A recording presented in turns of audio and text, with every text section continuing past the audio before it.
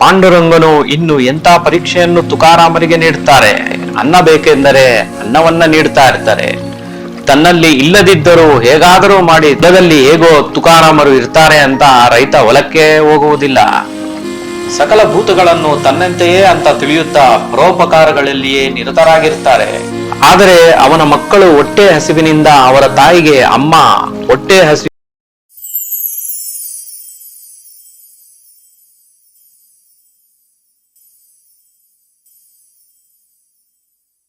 ಹಿಂದಿನ ಸಂಚಿಕೆಯಲ್ಲಿ ತುಕಾರಾಮರು ಹೇಗೆ ವೈರಾಗ್ಯದ ಕಡೆಗೆ ಅವರ ಒಲವು ಮೂಡುತ್ತೆ ಅಂತ ಹೇಳಿದ್ದೆ, ನೆನಪಿದೆಯಾ? ಈ ರೀತಿಯಾಗಿ ವೈರಾಗ್ಯದಿಂದ ತುಕಾರಾಮರು ಅವರ ಊರಿನಲ್ಲಿದ್ದ ಪಾಂಡುರಂಗನ ದೇವಾಲಯದಲ್ಲಿ ಸದಾಕಾಲ ವಿಠಲನ ಸ್ಮರಣೆ ಮಾಡ್ತಾ ಇರ್ತಾರೆ. ಅಲ್ಲಿಗೆ ಬರುತ್ತಿದ್ದ ಭಕ್ತರ ಏಕಾದಶಿ ವ್ರತ, ಜಾಗರಣೆ ಮತ್ತು ಹರಿಕೀರ್ತನೆಯನ್ನು ಆಲಿಸುತ್ತಾ ತಾವೂ ಸಹ ಅವರ ಜೊತೆ ಭಗವಂತನ ನಾಮ ಕೀರ್ತನೆಗಳನ್ನು ಸಾವಕಾಶವಾಗಿ ಅಭ್ಯಾಸ ಮಾಡ್ತಾ ಇರ್ತಾರೆ. ಪುರಾತನ ಪ್ರಸಿದ್ಧವಂತರ ವಚನಗಳನ್ನು ಚೆನ್ನಾಗಿ ಪಾಠ ಮಾಡುವುದಕ್ಕಿಂತಲೂ ಶ್ರೇಷ್ಠವಾದ ಮತ್ತೊಂದು ಮಾರ್ಗವಿಲ್ಲೆಂದು ತಿಳಿದು ಅದರಂತೆ ಶ್ರೇಷ್ಠವಂತರ ವಚನಗಳನ್ನು ಪಾಠ ಮಾಡ್ತಾ ಇರ್ತಾರೆ. ಸಕಲ ಭೂತಗಳನ್ನು ತನ್ನಂತೆಯೇ ಅಂತ ತಿಳಿಯುತ್ತಾ ಪರೋಪಕಾರಗಳಲ್ಲಿಯೇ ನಿರತರಾಗಿರ್ತಾರೆ. ಯಾರಾದರೂ ಪರಸ್ಥಳದಿಂದ ಬಂದು ಇಳಿಯುವುದಕ್ಕೆ ಸ್ಥಳ ಕೇಳಿದರೆ ತುಕಾರಾಮರು ಅವರನ್ನ ತನ್ನ ಮನೆಗೆ ಕರೆದುಕೊಂಡು ಹೋಗ್ಬಿಡ್ತಾರೆ. ಮಾರ್ಗಾಯಾಸದಿಂದ ಬಳಲಿ ಬಾಯಾರಿ ಬಂದರೆ ನೀರು ಕೂಡ ಕೊಡ್ತಾ ಇರ್ತಾರೆ. ಅನ್ನ ಬೇಕೆಂದರೆ ಅನ್ನವನ್ನ ನೀಡ್ತಾ ಇರ್ತಾರೆ. ತನ್ನಲ್ಲಿ ಇಲ್ಲದಿದ್ದರೂ ಹೇಗಾದರೂ ಮಾಡಿ ತಂದು ಕೊಡ್ತಾ ಇರ್ತಾರೆ. ಭಾರ ಹೊತ್ತು ದಣಿದವರನ್ನು ಕಂಡರೆ ಅವರ ಭಾರವನ್ನು ತಾನು ಹೊತ್ತು ಅವರಿಗೆ ಹೀಗೆ ಸಹಾಯವನ್ನ ಮಾಡ್ತಾ ಇರ್ತಾರೆ.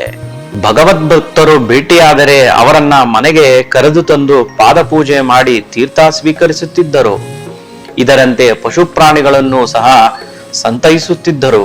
ಇದೇ ಅಲ್ಲವೇ ಗೆಳೆಯರೇ ಒಬ್ಬ ಭಕ್ತನಿಗೆ ಭಗವಂತನ ಮೇಲೆ ಇರಬೇಕಾದ ಸಕಲ ಗುಣಗಳು? ಹೀಗೆ ಅನೇಕ ರೀತಿಯಲ್ಲಿ ಪರಸಹಾಯ ಮಾಡುತ್ತಾ ಭಗವದ್ಭಕ್ತಿಯಲ್ಲಿ ನಿರತನಾಗಿದ್ದುದರಿಂದಲೇ ಸ್ಮೃತಿಗಳಲ್ಲಿರುವ ತತ್ವಗಳನ್ನು ಮಾತೃಭಾಷೆಯಲ್ಲಿ ಹೇಳುವ ಯೋಗ್ಯತೆ ಉಂಟಾಗುತ್ತೆ. ತುಕಾರಾಮರಿಗೆ ಬಡತನವು ಹೆಚ್ಚಿದಂತೆಲ್ಲ ಅವನ ಸಂಸಾರವು ಬೆಳೆಯುತ್ತೆ. 2 ಮಕ್ಕಳು ಸಹ ಆಗುತ್ತೆ. ಅವರ ಮನೆಯಲ್ಲಿ ಏನೂ ಇಲ್ಲದಾಗ ದಂಪತಿಗಳು ಬೇರನ್ನೇನಾದರೂ ತಿಂದಾಗಲಿ ಬರೀ ನೀರನ್ನು ಕುಡಿದಾಗಲಿ ಮಲಗ್ತಾ ಇರುತ್ತಾರೆ. ಆದರೆ ಅವನ ಮಕ್ಕಳು ಹೊಟ್ಟೆ ಹಸಿವಿನಿಂದ ಅವರ ತಾಯಿಗೆ ಅಮ್ಮ ಹೊಟ್ಟೆ ಹಸಿಯುತ್ತಿದೆ ಅಂತ ಕೇಳಿದಾಗ ಯಾವ ತಾಯಿಯ ಮನಸ್ಸು ಕರಗುವುದಿಲ್ಲ ಹೇಳಿ? ಆದರೆ ತುಕಾರಾಮರ ಮನಸ್ಸು ಮಾತ್ರ ವಿಚಲಿತವಾಗದೆ ಆಗಲೂ ಅಂತ ಪರಿಸ್ಥಿತಿಯಲ್ಲೂ ಭಗವಂತನ ಮೇಲೆ ಭಾರ ಹಾಕಿ ಅವರು ಧ್ಯಾನದಲ್ಲಿ ಮಗ್ನರಾಗಿರ್ತಾರೆ. ತುಕಾರಾಮರ ಈ ಸ್ಥಿತಿಯನ್ನು ಕೊಂಡು ಒಬ್ಬ ರೈತನು, ತುಕಾರಾಮ, ನೀನು ಮನೆಯಲ್ಲಿದ್ದು ಕಾಲ ಕಳೆಯುವುದಕ್ಕಿಂತ ನನ್ನ ಜೋಳದ ಹೊಲದಲ್ಲಿದ್ದು ಅದನ್ನು ಕಾಯ್ದುಕೊಂಡಿರು ಅಂತ ಹೇಳ್ತಾರೆ. ಇದರಿಂದ ನಿಮ್ಮ ಜೀವನಕ್ಕೇನಾದರೂ ಸಹಾಯವಾಗುತ್ತೆ ಅಂತ ಅವರು ಕೇಳಬೇಕಾದ್ರೆ ತುಕಾರಾಮರು ಅವರ ಬಡತನದ ಸ್ಥಿತಿಯನ್ನು ತಿಳಿದು ಅದಕ್ಕೆ ಒಪ್ಪಿಕೊಳ್ತಾರೆ. ಆಗ ಆ ರೈತ ಮರುದಿನವೇ ತುಕಾರಾಮರನ್ನ ತನ್ನ ಹೊಲಕ್ಕೆ ಕರೆದೊಯ್ದು ಅಲ್ಲಿಯೇ ಸಣ್ಣ ಗುಡಿಸಲು ಹಾಕಿ ಕೊಡ್ತಾರೆ. ಹೊಲದಲ್ಲಿ ಹೇಗೋ ತುಕಾರಾಮರು ಇರ್ತಾರೆ ಅಂತ ಆ ರೈತ ಹೊಲಕ್ಕೆ ಹೋಗುವುದಿಲ್ಲ. ಆ ಹೊಲದಲ್ಲಿ ತುಕಾರಾಮರು ಪಾಂಡುರಂಗನ ಭಜನೆಯಲ್ಲಿಯೇ ಕಾಲ ಕಳೀತಾ ಇರ್ತಾರೆ. ಒಂದು ದಿನ ಹೀಗೆ ತುಕಾರಾಮರು ಪಾಂಡುರಂಗನ ಭಜನೆಯಲ್ಲಿ ಲೀನಲಾಗಿದ್ದಾಗ ಅನೇಕ ದನಗಳ ಗುಂಪೊಂದು ಹೊಲದಲ್ಲಿ ಬಂದು ತುಳಿದಾಡುತ್ತಾ ಮನ ಬಂದಂತೆ ಮೈಯ ತೊಡಗಿರುತ್ತೆ.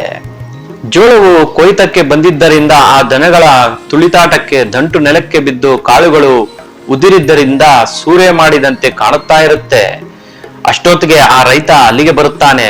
ಹೊಲವು ಹಾಳಾದದ್ದು ಕಂಡು ಕೋಪಗೊಂಡು ತುಕಾರಾಮರು ಇರುವನೋ ಇಲ್ಲವೋ ನೋಡಬೇಕೆಂತ ಅವರ ಸ್ಥಳಕ್ಕೆ ಬರಲು ತುಕಾರಾಮರು ಪಾಂಡುರಂಗನ ಧ್ಯಾನದಲ್ಲಿ ಮಗ್ನನಾಗಿದ್ದನ್ನು ಕಂಡು ಕೆಲ ನಿಮಿಷ ನಿಂತುಕೊಂಡು ನೋಡ್ತಾ ಇರಬೇಕಾದ್ರೆ ಎಷ್ಟೊತ್ತಿಗೂ ಭಜನೆ ಮುಗಿಯಲಿಲ್ಲ.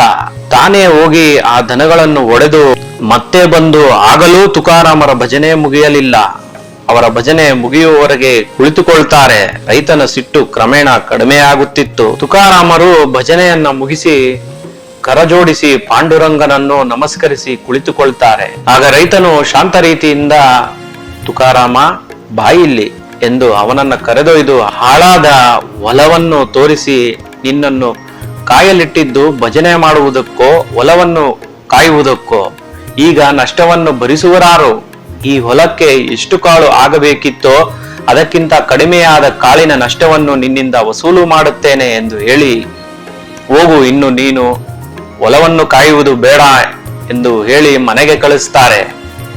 ಊರಲ್ಲಿ ಸುದ್ದಿ ಹರಡಿ ತುಕಾರಾಮರು ದುಡಿಯಲಾರದ ದರಿದ್ರ, ದುಡಿಯಲಾರದೆ ಪಾಂಡುರಂಗನ ಭಜನೆ ಮಾಡಿದರೆ ಪಾಂಡುರಂಗನು ಏನು ಮಾಡುವನು ಎಂದು ಹೀಗೆ ಅಲ್ಲಿರುವ ಊರ ಜನರು ತುಕಾರಾಮರಿಗೆ ಪ್ರಶ್ನೆಯ ಮೇಲೆ ಪ್ರಶ್ನೆಯನ್ನು ಕೇಳ್ತಾ ಇರ್ತಾರೆ. ಇನ್ನು ನನ್ನ ಮುಂದಿನ ಸಂಚಿಕೆಯಲ್ಲಿ ತುಕಾರಾಮರು ಮಹಾಭಕ್ತ ಪಾಂಡುರಂಗನನ್ನು ಭಕ್ತಿಯಿಂದ ಹೇಗೆ ಒಲಿಸ್ಕೊಳ್ತಾರೆ, ಪಾಂಡುರಂಗನು ಇನ್ನು ಎಂಥ ಪರೀಕ್ಷೆಯನ್ನು ತುಕಾರಾಮರಿಗೆ ನೀಡುತ್ತಾರೆ, ಅವರ ಪವಾಡಗಳಾದರೂ ಎಂತಹುದು ನೋಡೋಣ ನನ್ನ ಮುಂದಿನ ಸಂಚಿಕೆಯಲ್ಲಿ.